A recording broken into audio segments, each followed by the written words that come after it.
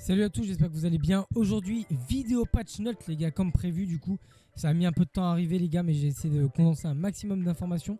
Donc écoutez, on va parler déjà en premier lieu des nouveautés, parce qu'on va regarder le patch note ensemble. On va parler des nouveautés qui vont arriver bientôt. Donc déjà, l'arrivée des enfers et de l'Olympe, évidemment, sur cette nouvelle saison. La télévision au niveau des enfers, le retour de Midas, Atlas, pas mal de choses.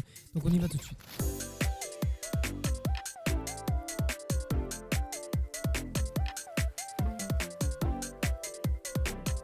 Donc du coup on va regarder d'abord le patch note les gars, donc c'est parti du coup patch note.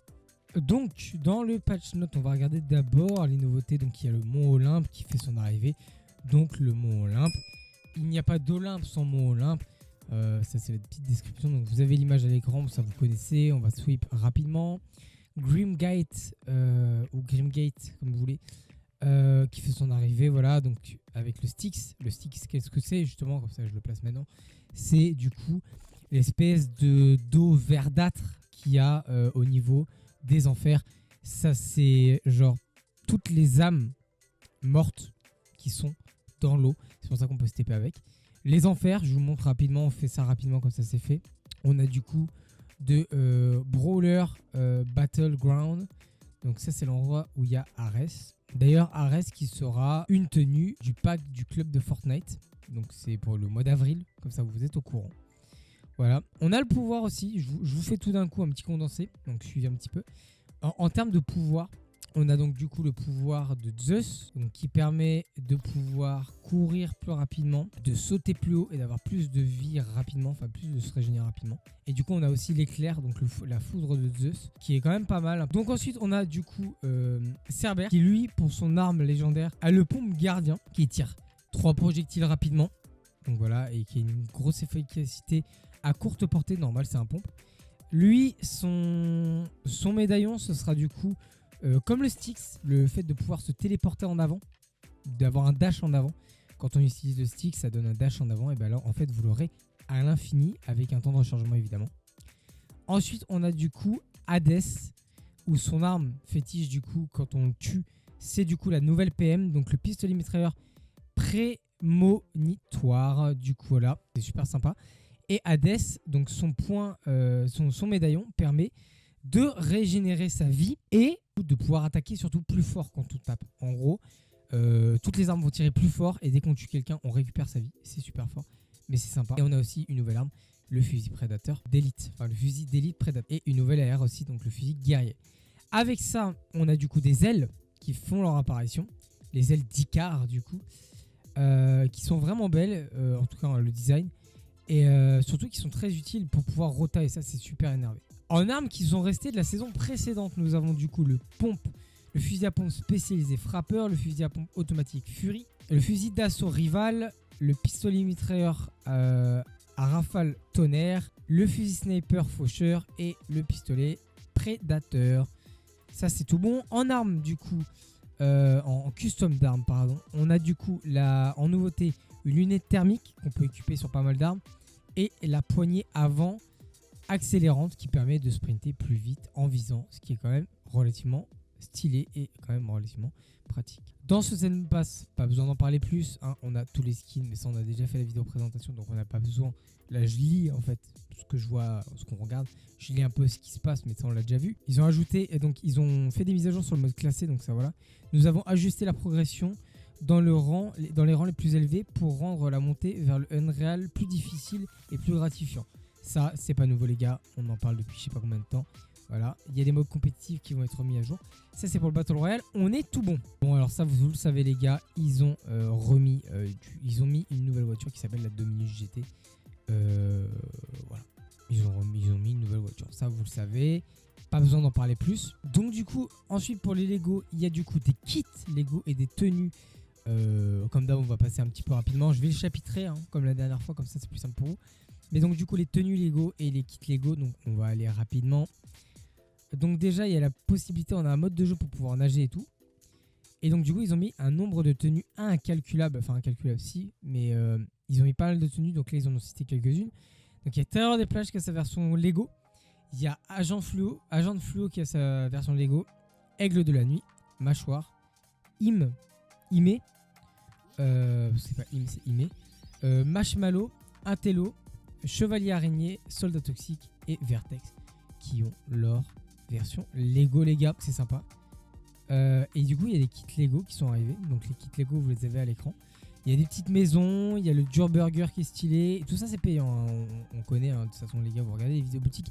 Évidemment, vous êtes abonnés, vous êtes les meilleurs. Pas besoin de le dire plus. Il y a des villages. D'ailleurs, il y avait déjà les dates de sortie. Donc là, il y a les villages, les petits châteaux. Voilà. Il y a eu des corrections majeures. Voilà. Donc les roues ne se téléportent plus et n'endommagent plus les constructions. Ça, c'est sympa. Les gens ne se téléportent plus en se levant d'une chaise. C'est quand même bien pratique. Voilà, il y a des soucis de plantage qui ont été réglés et de manière générale, les plantages sont moins risqués, ont moins de risques de survenir. Voilà, bon les gars, vous connaissez la chanson. Alors on vient de faire le tour des Lego. Sympa quand même comme mise à jour, ça permet d'avoir de la nouveauté. C'est quand même plutôt cool. On vient de finir ce patch note, en tout cas pour les nouveautés. On va maintenant rentrer dans le vif du sujet, dans les choses les plus importantes de Fortnite. Donc les gars, on va aller en jeu. On va commencer par le bas de la liste déjà. Donc le retour des bunkers, les gars, le retour des bunkers incroyable en vrai, avec le reste des armements de l'ordre et des subversifs. Donc comme vous voulez voir à l'écran du coup, voilà, donc les bunkers qui ressemblent à ça. On regarde ensemble, voilà. Les bunkers qui ressemblent à ça, c'est vraiment stylé. On va pas pouvoir aller à l'intérieur, je crois. Donc voilà, c'est vraiment stylé. Il y a du stuff dedans, c'est sympa comme ajout. C'est comme ajout, mais en tout cas, vraiment compliqué à prendre en classé, ça c'est certain. Mais en tout cas, voilà, donc les bunkers qui sont juste ici. Ensuite, on va passer du coup à l'autre actu. Un petit secret sur la statue d'Ares, donc du coup les petits bonhommes. Donc du coup, on va parler du coup du secret sur la statue d'Ares. Je vais vous le montrer ensemble, on va le regarder sur le clip. Donc du coup, on a du coup la statue d'Ares. Voilà, on remonte juste ici. Et on a ce petit secret là, les gars. Du coup, c'est les petits bonhommes de Corail Castle. Qui sont, donc là on est sur pause, hein, bien sûr, mais qui sont dessus, qui ont trouvé refuge du coup sur la statue d'Ares. Donc est-ce qu'un retour de Corail Castle se ferait pas sentir du côté de chez Epic Games? On n'espère pas, les gars, parce que bon, pour vous dire en vrai, Corail Castle, personne n'en a un bon souvenir, en tout cas j'espère qu'il n'y a pas que moi. Voilà, c'est sympa comme petite historique toujours de voir ces petits bonhommes être ici, voilà. Ensuite, l'arrivée des griffons. Alors oui, ça c'est un petit leak qui devait être mis dans le jeu, mais ce qui n'a jamais été fait d'ailleurs. On devait avoir des griffons à la place des ailes à la base, et en gros, du coup, on n'en a pas eu. Je sais pas pour quelle. Mais en tout cas, voilà. Donc possiblement l'arrivée des griffons. Rien n'est encore sûr, mais en tout cas, tout ce qu'on sait, c'est que c'est largement faisable. Epic Games nous a bien surpris avec les dinosaures, donc pourquoi pas l'arrivée des griffons. Ce tueur de griffons, ça pourrait vraiment être super drôle. Ensuite, on va parler du coup d'un truc beaucoup plus sérieux. Meowsclé pourrait être Atlas. L'homme qui portait le monde, le dieu qui porte le monde, sur Fortnite. On va regarder ça tout de suite. Donc voilà le petit extrait. Je vous montre. Du coup, voilà.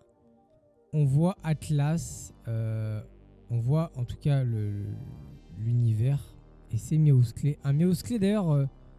très spécial, hein, vraiment pas du tout comme nous on a eu dans le Season Pass. Un Meowsclé vraiment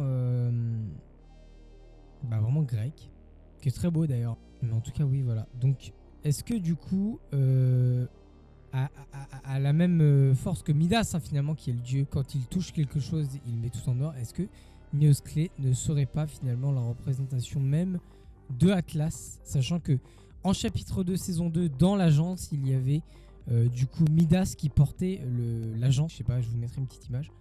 Voilà, donc à savoir, parce que vraiment c'est super intriguant. Je trouve que le skin est vraiment très beau. Bon, ce qu'il porte aussi, hein, c'est très beau. En tout cas, ce serait vraiment très intéressant. Maintenant, parlons d'un autre sujet qui est tout autant intéressant. Le retour de Midas, les gars. Et du coup, une preuve déjà, je vous montre l'image et Midas sera de retour en tant que skin. Et le logo de l'ombre fait son retour sur le yacht. Donc on va regarder ça pareil, hein, les gars. Donc voici le yacht. À la base, le yacht qui était à l'agence. On va rentrer dedans ensemble, évidemment. Le logo de l'ombre, du coup, ce qui laisse quand même penser que on va avoir peut-être un retour de l'ombre, sachant qu'il y a tous les personnages du chapitre de saison 2. Donc est-ce qu'il n'y aurait pas un retour finalement, en plus avec la salle de sport? Et comme vous voyez, je sais pas si vous le voyez, mais du coup, tous les ustensiles de sport sont en or. Comme si Midas était venu s'entraîner ici. Là, comme ceci, je vous montre bien comme il faut. Voilà, donc il y a un X et un 1. Donc peut-être c'est un 11. Ou alors c'est un 9, ça dépend comment on le voit. Du coup, voilà. Peut-être que du coup, on va avoir le retour. Même ici. Peut-être qu'on va avoir le retour du coup de l'agence, probablement.